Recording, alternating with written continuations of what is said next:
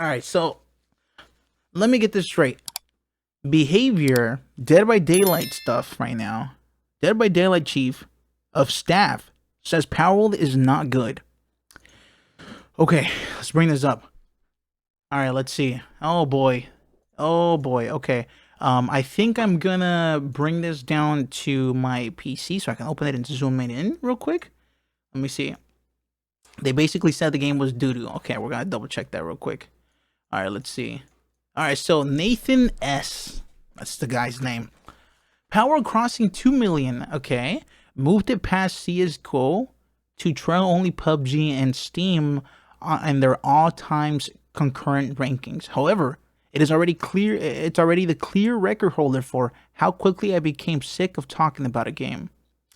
Okay, buddy. You know what? I'm gonna let that one slide because like some things can get annoying if they're like constantly being thrown at you, like Christmas songs during like December. You know what I mean?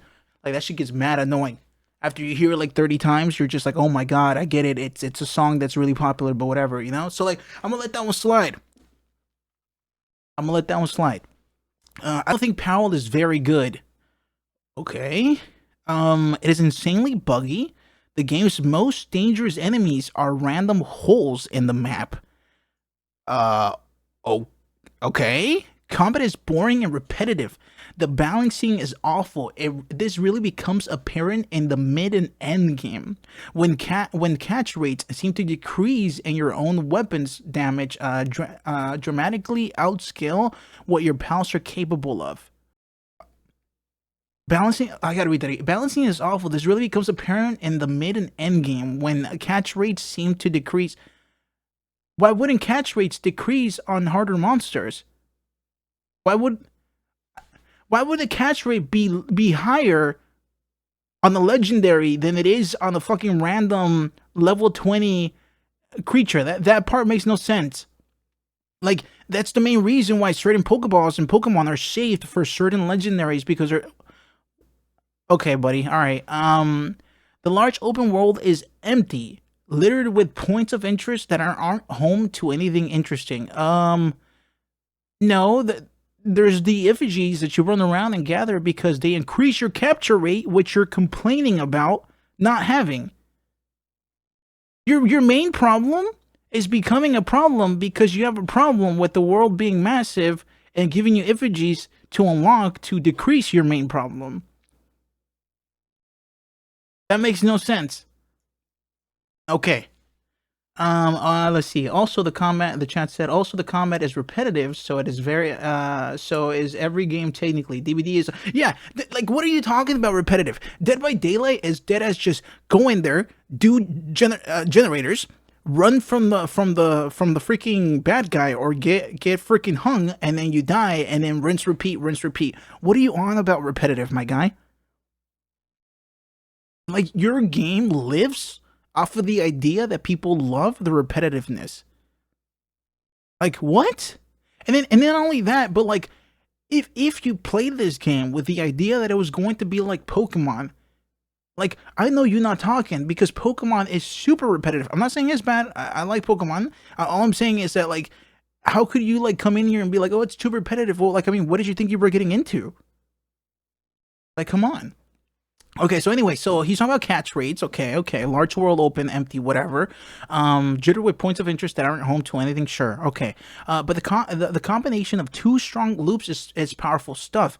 Monster taming just one more catch and crafting just one more build results to an addictive amount of just one more. Okay, true, fair, yeah. Like sometimes I'm like supposed to be ending the stream or whatever, and I want to do one more thing. So yeah, that's true. That's catchy. I mean, it's like Dead by Daylight, right? Like once you start having fun and like you win a match, like you want to go again, so sure. And since I'm weak, I'll admit I've played the game a great many hours, okay, and beaten all the towers. However, I won't be chasing all the legendaries, and I'll do my best to resist the new content when it arrives. Okay, I mean, sure, this paragraph, I can get behind it, sure, like it's your own opinion, and on top of that, like if you want to stop playing, that's on you. I'm not gonna force you to keep playing. So yeah, fair enough. I mean, I don't see any negative from this particular, like he's not really bashing the game, to be honest. He's just kind of like saying like for his own sake, I guess. Like he's become addicted to the game, I guess, more or less. Palworld is early access. The windfall it sells have generated should allow it to deliver on its roadmap, and I'm sure both the balancing and bugs will be addressed, which, like we saw earlier, a bunch of them have. Yet it is missing something I don't think any amount of money can fix. There's no warmth here. I think that's just like an opinion. I feel like the game is fine. I mean, could it be harder? I guess sure. Could it be? I mean, I don't know. Like I feel like I said, it's not copying Pokemon. It's copying Arc. Like it's like 20% or 10% Pokemon, and 90% Arc or 80% Arc, depending on which one you want to pick. So could it be harder? Technically, yes, because in Arc, like there's the dinos and the dinos fight and stuff like that, and you fight too. But I feel like that in Arc, the dinos also come after you too. So like the game is definitely harder than Palworld. So maybe they could somehow make the game become a little more harder, make the enemy pals be more aggressive towards you, or have like a difficulty meter where that does happen. If you put it higher, they do become more aggressive to you. There is a difficulty meter in the game right now, but it doesn't really make them more aggressive to you and stuff like that. So there's that. So like, sure, it could become more difficult. At the risk of being saturating, what makes Pokemon special is the bond you form with your adorable paw dwellers, excuse me. And this bond is a source of something approaching ludonarrative harmony. Can't read that. The strongest trainers are those who have the greatest connection with their Pokemon. Okay, but this isn't Pokemon. Okay, the fundamental tenet of the franchise is that there's power and empathy. Okay, so now he's comparing the Pokemon. Okay, okay, fine. Nothing hammers this idea home better than the first episode of the animated series. Okay, when Ash is willing to sacrifice himself to save Pikachu. Okay, so I think he's riding the train that this game is copying just Pokemon. Listen, this game is 100% copying Pokemon's themselves with the pals. No denying. I mean, the devs could deny it, but we all know, right? And yes, you capture Pokemon with the pal spheres, or pals with the pal spheres or whatever. Yes, that's also a copy, but that's it. That's it. It doesn't go past that. That's literally it. Like the rest of the game has nothing to do with Pokemon. The rest of the game literally has nothing to do with Pokemon. Heck, take away like one of the big things that they say that the reason why it's different is because of the guns. Take away the guns, and it's still so damn different. Like the guns aren't even what make it different than Pokemon. Like take away the guns, and you still have the crossbows and the bats and the hatchets and the axes and the stuff to mine and like the butchering knife, for example. Like I think this person is stuck on the idea that it's supposed to be like Pokemon, but it's not supposed to be like Pokemon. It's supposed to be like Arc. So yeah, I think he needs to just like revisit this idea one more time and see if it is or isn't like he states. As Cass Marshall wrote in a great piece for Polygon, the problem is that I don't particularly care about any of the pals. Okay? I got hundreds of pals, and I won't remember a single one. These critters are just disposable resources and labor, and aesthetics aside, they remind me more of slaves and Conan exiles than any Pokemon. Again, it's not like Pokemon, it's like Arc. If you play Arc, you get so many dinos, and you get them because you either like them or they're going to be useful to you in the long run, or you just want to capture every single dino. Can you get attached to a specific dino? Yeah, I mean, like a lot of people love a T-Rex or and stuff like that, or a Raptor and whatnot. So like, yes, technically speaking, you can get attached to a dino, but that's like your own personal thing. Like you get attached to it. Same in this game. Like, am I going to love every single pal? No, but I'm a huge fan of the giant wolf, the shiny wolf that I got, and yes, I've been attached to that wolf, and I've had it since the beginning when I first saw it, and I've kept it since then. So like, if you didn't get attached to a pal, like that's on you. But I also don't think they're pushing that.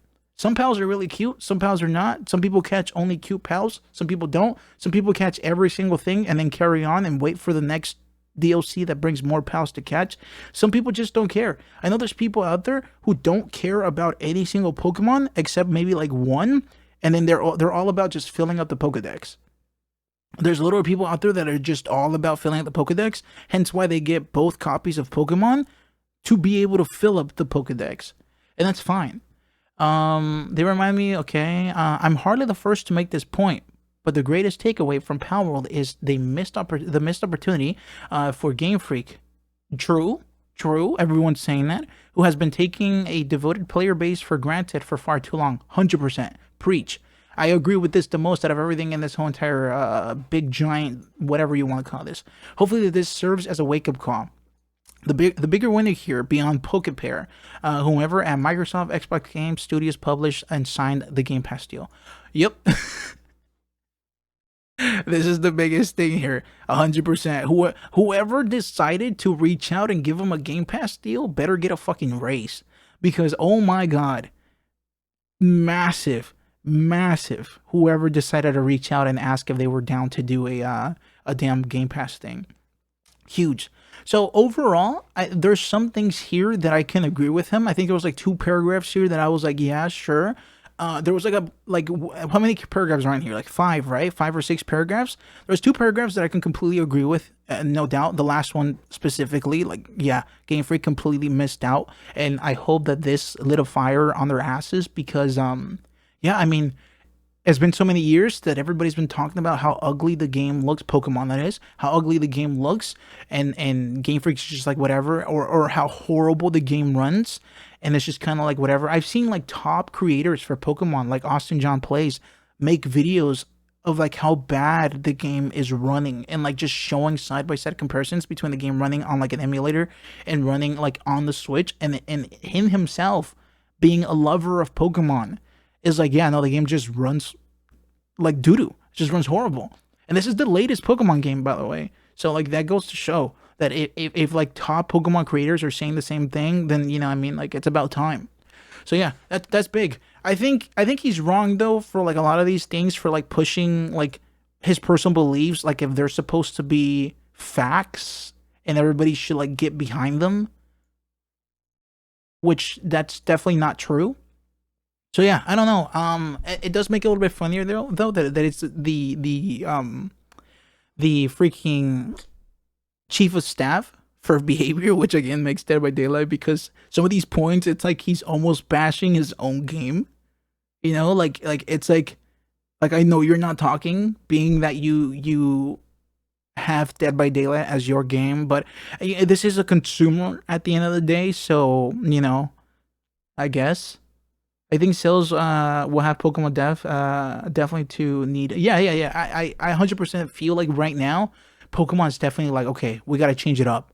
We got to do something. And I promise you right now, I would not be surprised if their next 3D Pokemon game, not like, you know, like top down or whatever, but actual if their next 3D Pokemon game, I wouldn't be surprised if they bring back what they had in Pokemon Legends Arceus or whatever, where you're able to walk around and throw the Pokeballs and catch your Pokemon that way. And I wouldn't be surprised if you're still allowed to throw your Pokemon out and run around and stuff like that. I wouldn't be surprised if they bring that back, but they add the traditional formula of like Scarlet and Violet, but then they do the Arceus like stuff. I would not be surprised. I'm telling you right now, it is going to happen. Absolutely going to happen. But anyway, that's that for Behavior Interactive's Nathan, the chief of staff. I can't believe he said that. Wow. It almost reminds me of like what happened with Baldur's Gate 3. Remember when Baldur's Gate 3 came out and it was doing so amazing, and then a couple devs from other companies got pissed off because people were like, "Oh, this better be the new norm. Like, this is bare bone minimums of how games should be now." And then the new devs were like, "Oh no, that's not how you, that's toxic. You should have been thinking like that, because that's not what's going to happen." It's like, yeah, you're only saying that because you know you can't like compete, or rather, you know you don't want to compete because it'll be too expensive. Yeah, no. Anyway, that's that, and I hope that that he's reading his comments. If he posted this on Twitter, obviously, I hope that he's reading his comments and he, you know, gets some feedback. He has the right to think what he wants to think, but I hope that he realizes some of the things that he noted as like points are not, and they're just his thoughts, his ideas. Like if he thinks the game is boring and that pals don't give you something to get attached for. That's just his personal idea. But anyway, that's that.